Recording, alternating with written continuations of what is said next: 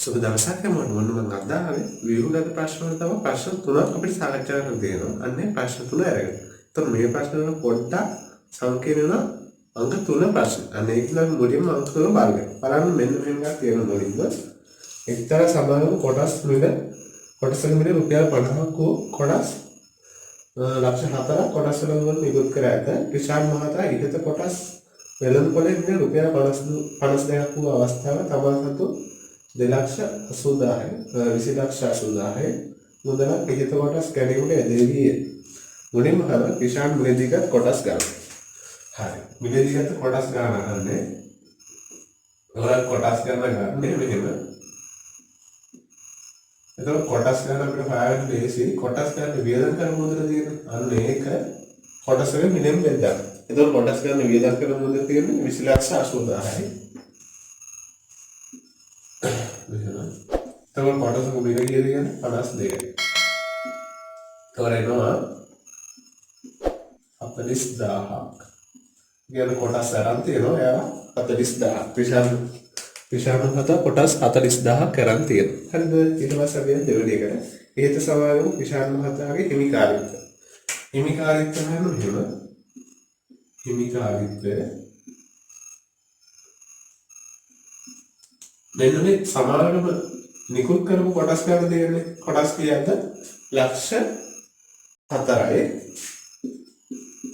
ලක්ෂ 4ේ විශාල මහතා කියලා දෙන්නේ කොටස් 40,000යි නේ. එහෙනම් ලක්ෂ 4ේ 40,000ක් වෙනවා. 100 කීයක්ද කියලා බලන්න අපි මේ හිමිකාරීත්වය හොයන්න. හරිද? මේ බිඳුව මේකයි සුළුයි හරි. මේකයි සුළුයි. එතකොට මේ හතර සුළු වෙනවා. එතකොට 110යි. කියන විශාල මහතාගේ හිමිකාරීත්වය 10යි. හරිද? ඒකත් හරියයි. ඊට පස්සේ යන්න අපි කොහොමදක් තුනට බලන්න මෙහෙම එකක් කියලා දෙනවා. වර්ෂයක් අවසානයේ විශාල මහතාට රුපියල් 2,00,000ක ලාභාංශ ආදායමක් ලැබුණේ සමාගම කොටසකට ගෙවන ලාභාංශ. හරි. දැන් අපි ලාභාංශ හොයන්න තියෙන්නේ. එතකොට විශාල මහතාට හම්බෙච්ච මුදලක් තියෙනවා. ඒක විශාල මහතා ගත්ත කොටස් ගන්න බෙදලා අපිට කොටසක ලාභාංශ ගන්න පුළුවන්. එතකොට රුපියල් ලක්ෂ 2ක් හම්බුනාලු. එතකොට කොටස් කාට කීයද? කොටස් 40,000යි නේ. අන්න ඒකෙන් අපි බෙදලා වෙනවා කොටසක ලාභාංශය. මේ වින්තර සුළු වෙනකි. එතකොට ඒක කොටසක ලාභාංශය රුපියල් 5ක් කියලා. හරිද? එතකොට කොටසක ලාභාංශය අනුමත කරේ ලැබිච්ච මුල් ලාභාංශය කොටස් ගන්න බෙදලා. හරි. ඊට පස්සේ වල රොමිලක 4 දැන් රොමිලක 4ම යන්න කලින් වලට මේ පොඩ්ඩක් පැහැදිලි කරේ. රොමිලක 4 ඇත්තටම ඔයාලගේ මට්ටමකට වඩා ටිකක් වැඩියෙන් මේක තියෙන්නේ. ඒකෙන් තමයි හදන විදිහ කියලා දෙන්න. හැබැයි මේ වගේ ගණනක් එයි කියලා ගොඩක් බලාපොරොත්තු වෙනවා. මේකට සුළු ගණනක් තමයි එන්න පුළුවන්. හරිද? බලන්න මේක මෙහෙම එකක් කියලා දෙනවා.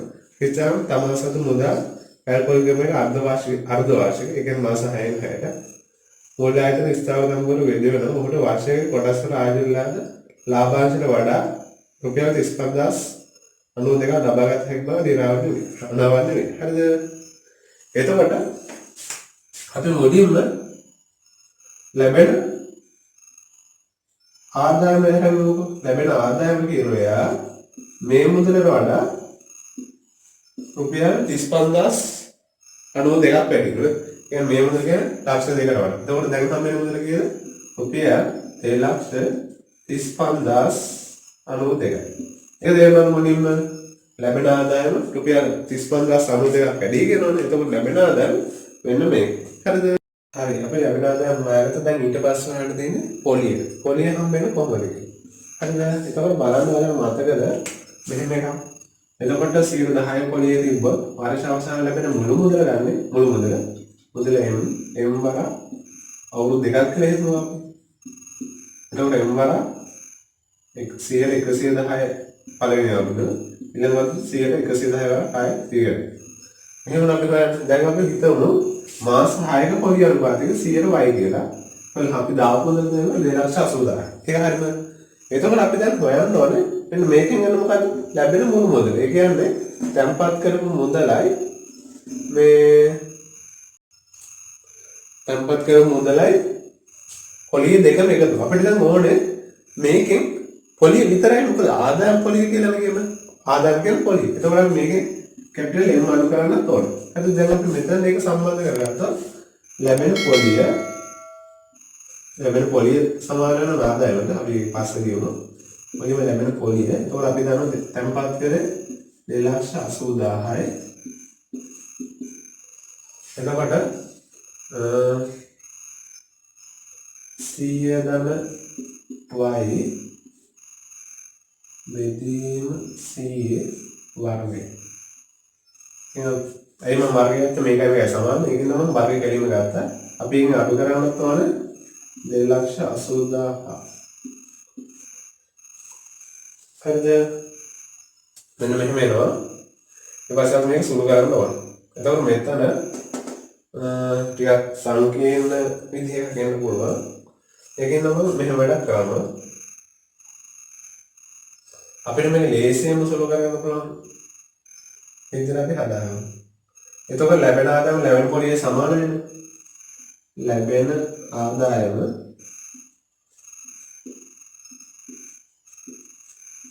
සමාන ලැබෙන පොලියට. හරිද?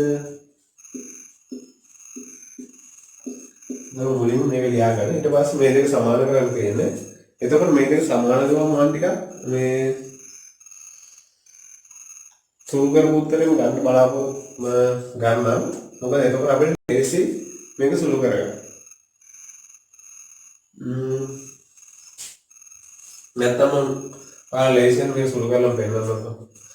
එතකොට 2,35,092 සමානයි. මම මෙන්න මේක සුළු කරගන්න. මෙතන 100 වර්ගයක් වෙනවා. එතකොට මේ බිංදු දෙකයි මේ බිංදු දෙකයි සුළු වෙනවා. එතකොට 208 100ෙන් ගුණ කරලා මෙහෙම එන්නේ. එතකොට 208 වරක් 100 ධන y ගේ වර්ගය ඍණ 20,80,000යි. මෙන්න මෙහෙම. හරිද? එතකොට මේකයි මේක ඍණ. එතකොට මේක මෙහාට ධන වෙනවා. ඊට පස්සේ මේකෙන් බෙදන්න පුළුවන්. හරිද? එතකොට අපි සුළු කරත් ටික විශාල උත්තරයක් එනවා. බලන්න මම සුළු කරලා බලන්න එන්නද. මම මේක එකතු කරලා බලනවා. 0.92යි. අගට එනවා 0.92ක්.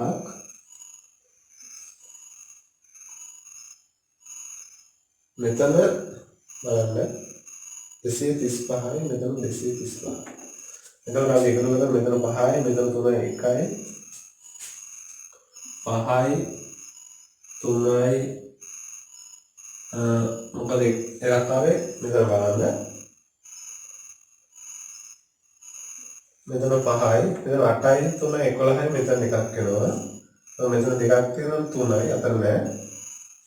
මේක වගේ 23,15,92යි සමානයි 208 වරක් 100 ධන y ගේ වර්ගය. මෙහෙම වෙනවා. දැන් අපි ලේසි මෙන්න සුළු කරගන්නවා. එතකොට මම ඊළඟට මේක අපි දිගින් දිගටම හදන හින්දා අපි අවසාන සුළු කරපු උත්තරය ගන්නවා. 4y වර්ග 4y වර්ග 4y වර්ග ධන 400 ධන 400y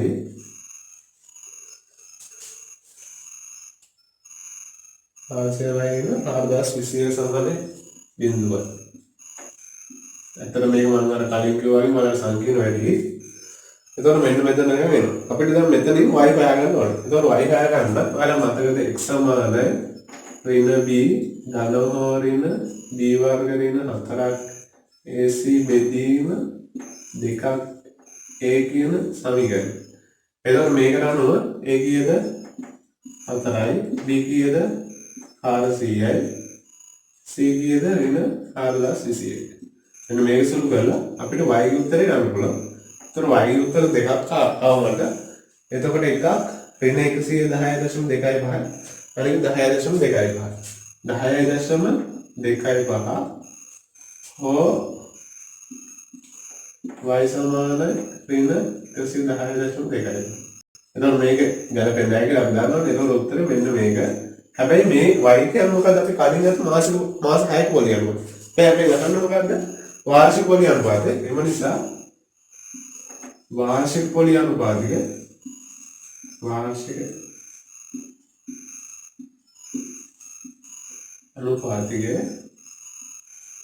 මේ වගේ දෙගුණයක්. ඒක හොඳම මතක තියාගන්න. මොකද මේ මාස 6ක පොලි අනුපාතය තමයි 100යි කියලා අපි ගත්තා. එතකොට කීයද එන්නේ? 20.5යි වාර්ෂික පොලි අනුපාතික. එතකොට මෙන්න මේක සුළු කරගෙන මෙතන යන්න ඕනේ. මම මේ පේපර් ටික ලියන්න දෙක බලන්න මේක ගත්තා. හරිද? ඊට පස්සේ අපි මෙන්න මේ x ගේ සම්පූර්ණ වර්ග සමීකරණ විසඳුම සූත්‍රයට දාලා y ගේ උත්තරේ ගත්තා. එතකොට මෙතන x නේද y කියලා ගත්ත තවලක් නෑ. ඔය නොදන්න පද තමයි මෙතන කියලා දාගන්න. හරිද? හරි. එහෙනම් ඔයාලා මම මේක තේරුම්ගෙන හිතනවා. එතකොට මේක සංකීර්ණ වැඩි අතර. හරිද? ඊළඟට අපි ඊළඟ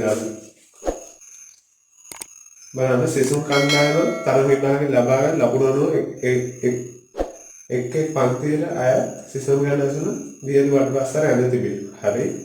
බිංදු 40 පන්ති ප්‍රාන්ත ගණන අදාළ කේන්ද්‍ර කෝණය බලන්න. හරි ඒක ලේසි. එතකොට අපි දන්නවනේ මේකේ ඔක්කොගේම එකතු අංශක 360කට සමාන කරනවා. ඊපස්සේ අනිත් එක එකතු ගන්නවනේ. එතකොට බලන්න 81 54 ධන 45 72 x. එතකොට මේක x තමයි හොයන්න ඕනේ. එතකොට මේක එකතු කරාම එනවා 360 මෙහෙම. ඒ ටික එකතු වෙනවා 252යි. එතකොට x සමානයි 360 ඍණ 252යි. එතකොට කීයද එන්නේ? 108ක් නේ. 108ක් අංශය. x කියන්නේ එතකොට 108යි. හරිද? හරි. ඔය ටික හරි. ඊට පස්සේ අපි දෙවෙනි එකට සිසුන්ගේ හරියට ලකුණු 50 හෝ ඊට වැඩිය ලබා ගන්න හැකි බව පෙන්වනවා. හරි. දැන් අපි හරියට 150 වලට වැඩියෙන් ගන්න පුළුවන් කියන එක පෙන්වන්න තියෙනවා නේද? එතකොට අපි 50ට වැඩි පන්ති පාන්තර එකතුව ගත්තොත් කෝණ වල එකතුව 50ට වැඩි කෝණ ටික ගත්තොත් මොනවද බලන්න කෝණ ටික අපි මේක එකතුව ගන්න 81 දාන්න 54 දාන්න 45 81 දාන්න 54 දාන්න 45 බලන්න මේක එකතුව කීයද කියලා 5යි 4යි 9යි 9යි 1යි 10යි එතන 1යි 8යි 9යි 9යි 5යි 14යි 14යි ඒක අංශක 180 නේ. එහෙනම් අපිට පෙන්නන්න කියන්නේ මොකද්ද? හරියට සිසුන්ගේ හරියට ලකුණු 50 ඊට වැඩි ලබා ගත යුතු. හරි. එතකොට පෙන්නන්න අපිට කරන්න දෙන්නේ මොකද්ද? දැන් ඊළඟ පෙළේ වාක්‍යය ලියනවා. එහෙනම් එසේනම් මෙම කියන්නේ ලකුණු 50ට වඩා වැඩි ගත් සිසුන්ගේ කෝණාගේ අංශක 180 නිසා මේ සත්‍ය ලබා ගන්න හැකියි. කියලා වෙනදන් තියෙනවා. ඒක ලියන්න තියෙනවා. හරිද? ඊට පස්සේ නෝබල් ලකුණු 3කට ලකුණු 70 හෝ ඊට අඩු වෙන ලබා ගත හැකි සිසුන් ගන්න 5ක.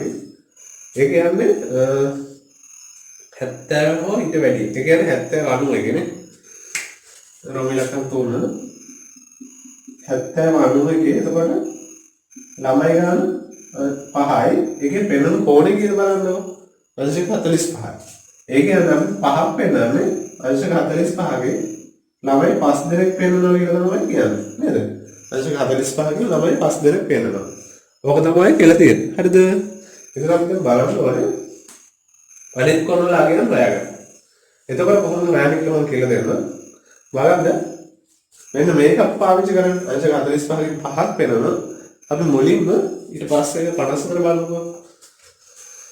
මම ඉතින් පොඩ්ඩක් වහලා මේ පැත්තේ හදාගන්න බලන්න. එතකොට අපි ගන්න මෙතන අංශක 45න් ළමයි 5 දෙනෙක් පෙන්නනවා කියලා. එහෙනම් ඉතිරි ළමයි ගන්න ඒක ඇසුරෙන් තමයි ගන්න වෙන්නේ. අපේ ලේසි එහෙම ගන්න එක. ඒ වගේම මුල් ළමයි ගන්න කීයද කියලා කියනවද?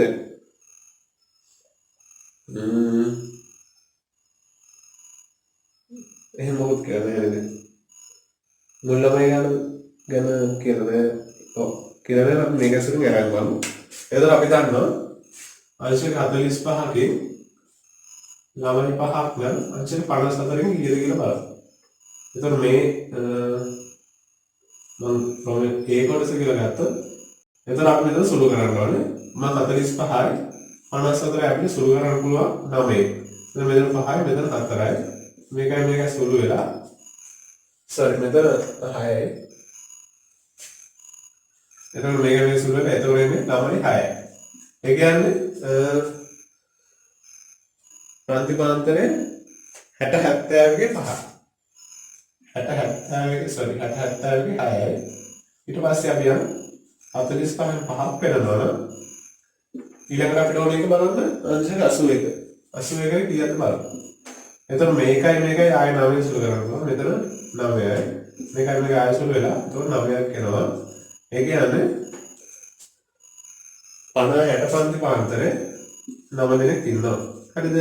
ඊට පස්සේ අපි ඊළඟ පන්ති පාන්තරේට 72. එතකොට 45න් 5යි නම් 72 කීයද වෙනවද කියලා බලමු. මේක ආයෙ 9යි. එතකොට එනවා 8ක්. ඒ කියන්නේ මේ පන්ති පාන්තරේ 40 50. ඊළඟ අපි පන්ති පාන්තරේ x අපි හොයාගත්ත 108ක් කියලා. නෝ x.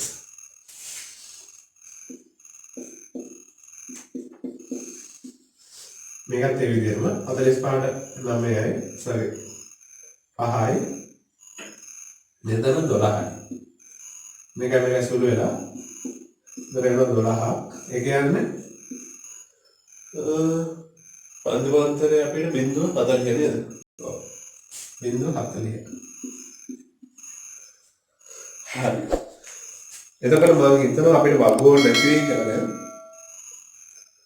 වගුව වල පුරාගෙන පුළුවන් වෙයි කියලා මම හිතනවා. ඊට පස්සේ රෝමෙලක 4 දෙන ජාවයක මම ගන්නේ කොහොමද කරන්නේ කියලා දෙන්නම්. ඉහත තොරතුරු ජාවයක දාපන්. හරි. එතකොට මුලින්ම ජාවයක දක්වන්න කලින් බලන්න මෙන්න මේ පරතරය මෙතන 10යි. මම පරතර කොට ලියාගෙන මෙතන 10යි. මෙතන 10යි. මෙතන 40යි. මෙතන පන්තිපාන්තරේ 70 එතකොට පරතරය 20යි. හරිද? අන්න ඒක හොඳට බලන්න ඕනේ. එතකොට අපි ගන්නවා මොකද්ද? හැම ජාලයකම හැම එකම පරතර සමානද නැද්ද කියලා බලන්න. එතකොට පරතර සමාන නැහැ නේද? එතකොට සාමාන්‍ය අඩුම පරතරය 10යි නේද? එතකොට ඒක ඇසුරෙන් තමයි ගන්න. එතකොට මේක ඒ වගේ පරතරය 4 ගුණයක මේක ඒ වගේ පරතරය 2 ගුණයක. එතකොට ජාලයකේ තියෙනවා ඒ වගේ පරතරය වැඩි වෙන්නේ. ඒ කියන්නේ 2 ගුණයක් වැඩි වුණොත් අපි මොකද කරන්නේ? තියෙන ප්‍රමාණය දෙකකින් බෙදලා තමයි ජාලයකේ ලකුණු කරන්නේ. එතකොට මෙතන 4 ගුණයක් වැඩි කියන්නේ මේක 4ක් බෙදනවා. ඒ කියන්නේ 12 4ෙන් බෙද සමානයි 3. ඒ කියන්නේ ජාලයකේ අපි ලකුණු කරන්නේ 3ක්. එතකොට මෙතන 2 ගුණයක් තියෙනවනේ. එතන 5ක් පැනලා තියෙනවා නේද? දැන් 5 දෙකෙන් බෙදන්න ඕනේ. ඒ කියන්නේ 2.5ක් තමයි වෙන මේ 74 පරතරය ලකුණු කරන්න ඕනේ. අපි ඒක පොඩ්ඩක් ගත්තොත් මෙහෙම අපිට බිංදුව 40 නෝනනේ. මම මෙහෙම ගන්නම්. කරේ 1 3 4යි. එතකොට බිංදුව 40 පාන්තරේ 3ක් ඕනේ. එතකොට අපි වැඩිම බලන්න 8ක් ඕන වෙනවනේ. මම ගන්න 1 4 6 8. හරි. එතකොට මේ උඩරේ මොනවද? සිසුන්. මේ පැත්තේ වෙන ලකුණු. අපි ඒක දැම්මොත් නෑ. අතන අපිට ඕනෙන්නේ 70 ඉඳන් 90ට ගන්න. 4 5 6 7 8 9. ඊළඟට අපිට ඕනේ 10 20 30 40 50 60 70 80 90. එතකොට මේ යන මොනවද? ලකුණු. හරි. ඉතින් මම ලකුණු ගත්තා. මෙතන තමයි ලකුණු ගමු. 1 2 3 4 5 1 2 3 4 5 6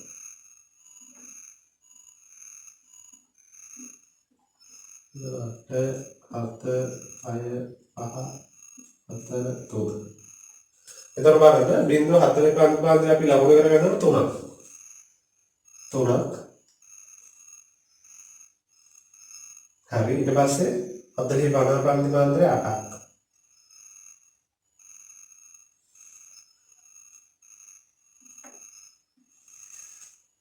මොන එක තයි ඔයාලගේ හරිය ගත ගන්න. ඊට පස්සේ 50 60 ප්‍රාන්තිමාන්තරය 9ක්. 9ක් කියනෝනේ.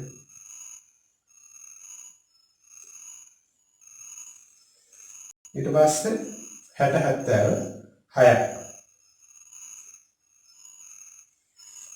ඊට පස්සේ 70 90 පහක් තිබ්බට අපි ලඝු කරන්නේ 2.5. ඒ කියන්නේ මේ දෙක හරියටද? මෙන්න මෙහෙම තමයි ජාලනයක එන්නේ. එතකොට අපි මොකද කරේ? පරතර වෙනස් වේවගේ අපි ඒකට ගැලපෙන්න ඕන විදිහට උස හොයාගත්තා නේද? කොහොමද තමයි එහෙනම් ජාලයක ලකුණු කරන්නේ. හරි. ඊළඟට අපි යමු පස්වෙනි ප්‍රශ්නෙට. බලන්න එක්තරා තරගයක් සඳහා ඉදිරිපත් වන සිසු ගණනක් ගැහැණු ළමුන් හා දෙදෙනෙකු හා පිරිමි ළමුන් තිදෙනෙකු. ගැහැණු 2යි පිරිමි 3යි නේද? එතකොට මේක දිහා අනිවාර්යයෙන් ඔයාලට වෙන ගෲප් කොටු දාලා තව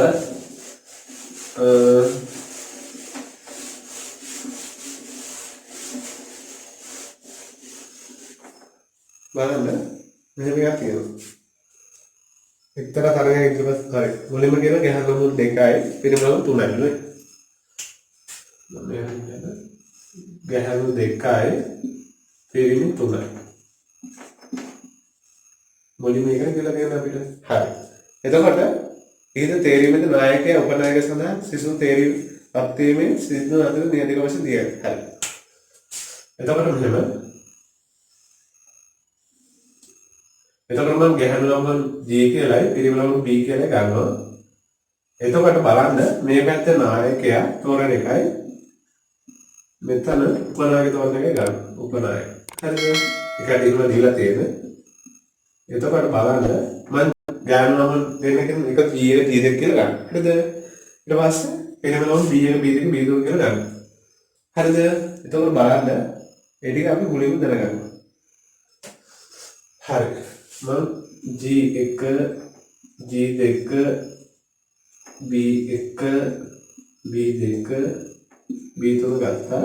එතකොට මේ පැත්තේ තියෙන එකක් තියෙනවා. G1 G2 B1 B2 B3. එතකොට මෙන්න මේක ලකුණු කරන්න කලින් ඔයාලා ප්‍රශ්නයක් අහනවා. එතකොට නායක උපනායක එක්කෙනෙකුට වෙන්න පුළුවන්ද? ඒ කියන්නේ එක ළමයෙකුට නායක උපනායක දෙන්නම වෙන්න පුළුවන්. ඒ කියන්නේ එහෙම වෙන්න බෑ. එතකොට අනිවාර්යෙන් දෙන්නෙක් ඉන්න ඕන. එතකොට හිතන්න දැන් මේ ගැහැණු G1 කියන ගැහැණු ළමයි නායකයෙක් වුණා උපනායකයෙක් වෙන්න බෑ නේද? එතකොට නායකයෙක් උපනායකයෙක් දෙකෙන් ලකුණු වෙන්න බෑ. එතකොට G1 G1 බෑ G2 G2 බෑ B1 B1 බෑ B2 B2 බෑ B3 B3 බෑ. එහෙනම් ඒක නැතුව අනිත් ඔක්කොම අපි ලකුණු ගන්න පුළුවන්.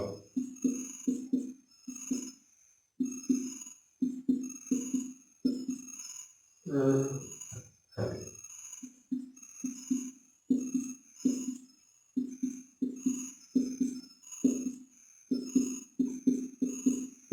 මෙන්න මෙහෙම ලකුණු වෙන්න ඕන. හරිද? කොට දාලා මත ඕකලම ලකුණු කරා. හරිද? ඊට පස්සේ අපි ඊළඟ එක නායකයා පිරිමි ළමයෙක් වෙයි උපනායකයා ගහනවා. නායකයා පිරිමි ළමයෙක්. නායකයා පිරිමි ළමයෙක් වෙනවා කියන්නේ මෙන්න මේ ටික. මෙන්න මේ ටික තමයි නායකයා පිරිමි ළමයෙක් වෙනවා කියන්නේ. හරිද? ඒ වගේම ඊට පස්සේ උපනායක ගහනවා. උපනායක ගහනවා මේ කරනවා කියන්නේ මෙන්න මේ ටික. එතකොට මෙන්න මේ ටිකයි මේ ටිකයි විතරක් අයිද ටික මොකද්ද? මෙන්න මේ ටිකනේ. එහෙනම් අපි මුලින්ම හන්නේ අපිට මේ සම්භාවිතව. එතකොට මුළු ගාන බලන්න 2යි 4යි මෙතන 7යි මෙතන 9යි 10යි. එතකොට මේ පැත්තේ 10යි තියෙනවා 20න් 6යි. 20න් 6 අපි උඩ තව සුළු කරලා හැකි 10න් 3. ඊට පස්සේ රෝගේ දක්වා 3. මේ දක්වා 3 තියෙනවා නායකයන් දෙදෙනා පිරිමි ළමුන් නිමේ සිද්ධි. එතකොට නායකයන් දෙදෙනා පිරිමි ළමුන්. එතකොට මේ මොනවාද කරන්නේ? නායකයන් දෙදෙනා. එතකොට නායකයෙක් පිරිමි ළමුන් උපනායකයෙක් පිරිමි ළමුන්. එන්න ඒකට විතරක් අයිති එක බලන්න. එන්න මේක නේ. නායකයෙක් පිරිමි ළමුන් උපනායකයෙක් පිරිමි ළමුන්. ඒ ටික මුලින්ම කියන වටකට දක්වන්න කියලා. ඒතකොට වටකට දක්වන්න හරි ඉන්න සම්භාවිතාව බලන්න. ඒතකොට එතන 20න් 6යි. එන්න 10න් 3යි තමයි එතන සම්භාවිතාව. හරිද? ඊට පස්සේ අපි යන ඩොමේනක 4. ඉහත නායකයන් උපනායකයන් තේරීමේ අදාළ සම්බන්ධතා සුළු රුක්සරන් සම්පූර්ණ කර නායක උපනායක දෙදෙනාම එක වර්ගයේ ළමුන් වෙන්නේ සම්භාවිතයි. හරි. බලන්න මේක ලේසි. මම මෙහෙම මම මෙතන ගන්නවා. මේක නායකය තෝරන එක මෙහෙම පිරිමි කියලා නේද තියෙන්නේ. පිරිමි ගහන. හරි. මෙතන පිරිමි මෙතන ගහන. හරි. ඊට පස්සේ මේක තව දික් කරනවා උපනායක.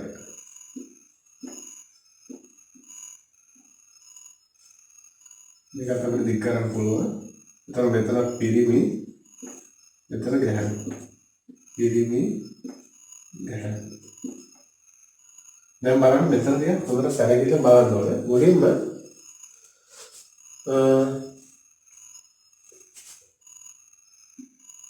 මෙතන අපි දැන් පිරිමි ළමුන් ගහන ගාන ඉන්න ගාන දානවා නේද? එතකොට බලන්න මෙන්න මෙතන දැන් පළවෙනි අවස්ථාව අපි ගමුකෝ. එතකොට එක දීලා දීලා නැහැ. එතකොට පිරිමි ළමුන් මෙතන ඉන්නවා බුදු ළමුන් පහක් නේ. එතකොට පහෙන් තුනක් තමයි පිරිමි ළමුන්. ඒක අවුලක් නැහැ. පළවෙනි මේක අවුලක් නැහැ. ඊට පස්සේ ගහන ළමුන් වෙනවා පහෙන් දෙකයි. හරිද? ඊට පස්සේ අපි ඊළඟ එක. එතකොට මෙතනින් එක ළමයි තෝරගත්තම දැන් ළමයි කියදී 4යි. එතකොට ඒකේ පිරිමිද මේ කඩු වෙච්චාම එතකොට දැන් ඉන්නේ පිරිමි ළමුන් දෙන්නයි. ඒ කියන්නේ 4ෙන් මෙතන කීයද දෙන්නවනේ? 2යි. පිරිමි ළමයි කඩු මෙතන 4ෙන් 2. ගහන ළමුන් අනුන්නේ නැහැ. එක ළමයි කඩුන හැබැයි ළමයි පිරිමි ළමයි. දැන් මෙතන බලන්න එක ළමයි කඩුන ගහන ළමයි. එතකොට මෙතන පිරිමි ළමුන් 4ෙන් 3යි. ගහන ළමුන් 4ෙන් 2යි තමයි සම්භාවිතය. ඔය හිතනවා මේක තේරුණා කියලා. දැන් අපි එකම වර්ගය. ඒ කියන්නේ පිරිමි ගහන සම්භාවිතය දෝ. එතකොට මම මෙතන මොන පැත්තකින් අරන් පෙන්නනවා. මේක සම්භාවිත ගන්න මේ දෙකේ ගුණිතය. ඒ කියන්නේ මේ අන්ත දෙකේ අන්ති ඒ දෙකේ ගුණිතය. එතකොට මෙතනත් දෙන්න මෙහෙම. පහෙන් දෙක වරක් 4ෙන් 1 සම්භාවිතය. එතකොට දැන් අපි හොයන එක සම්භාවිතාවේ නොමිනා 4 වෙනවානේ. ඒක යන්නේ වෙන්නේ මේ දෙක එකතු. පහෙන් 3 වරක් 4ෙන් 2 දාග පහෙන් 2 වරක් 4ෙන් 1. හරිද? එතකොට බලන්න 5 4 20යි 3 2 6යි. එතකොට මෙතන එන 20න් 6යි. මෙතන එන 5 4 20යි 2 1 2යි. 20න් 8යි. එතකොට සර් 20න් 2යි මේ දෙක එකතු වෙච්චාම 20න් 8ක් වෙනවා. එතකොට අපි උඩයි යට දෙකම 4 සුළු කරගන්නවා. එතකොට දෙක බෙදියු. ඒ කියන්නේ 5න් 2යි තමයි මෙන්න මේ දෙක වල නම් එකම වර්ගය වෙන්න පුළුවන් සම්භාවිතාව. හරිද? හරි. ඔය ටික තමයි එතකොට විභාග ප්‍රශ්න වල තියෙන්නේ. අපි තුන්වෙනි ප්‍රශ්නේ විතරයි ටික වෙලා වගේ. අතර මම කියන්නේ ඒක රෝම ඉලක්කන අවසාන කොටස නම් ඇත්තම අමාරුයි. ඒ වගේ එකක් නම් විභාග වෙන්නේ නැහැ. හරිද? මෙන්න මේ වගේ ගණන් තමයි විභාග ප්‍රශ්න වලට එන්නේ. හරි එහෙනම් තව රචනා ප්‍රශ්න තියෙනවා. අනේ ටිකක් තරම ඊළඟ වීඩියෝ ගෙන්න. එතක සුබ දවසක්.